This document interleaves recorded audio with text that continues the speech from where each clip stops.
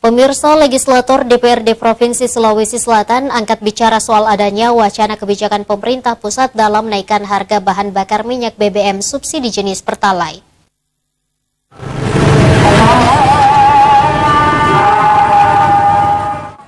Wacana kebijakan pemerintah pusat dalam menaikkan harga bahan bakar minyak BBM subsidi jenis Pertalite menjadi perbincangan hangat di kalangan masyarakat.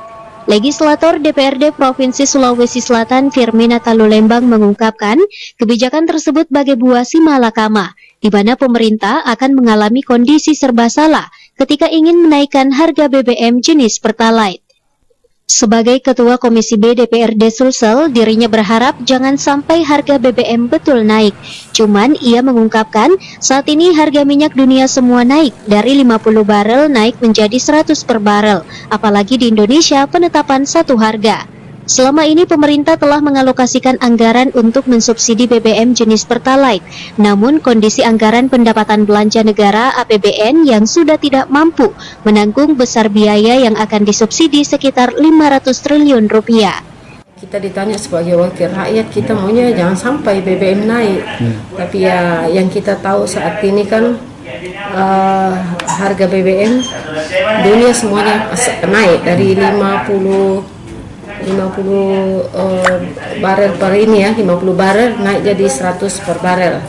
Ya, apalagi di Indonesia kan penetapan satu harga di seluruh Indonesia.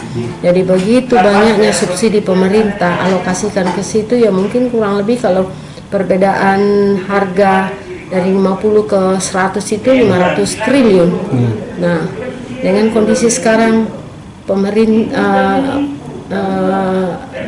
kondisi Indonesia sekarang, ya dari mana dana tersebut, jadi ya kita pahamin pemerintah untuk menaikkan harga BBM ini ya menyangkut APBN. Ia menambahkan, jika benar BBM naik, Indonesia akan mengalami inflasi secara signifikan. Harga-harga makin mahal, daya beli masyarakat menjadi berkurang. Wacana pemerintah untuk menaikkan harga BBM jenis Pertalite sudah berhembus lebih dari sepekan. Kenaikan harga cukup besar dari 7.650 per liter menjadi 10.000 atau selisih kenaikan Rp2.350. Ardi Jaho, Slebes TV.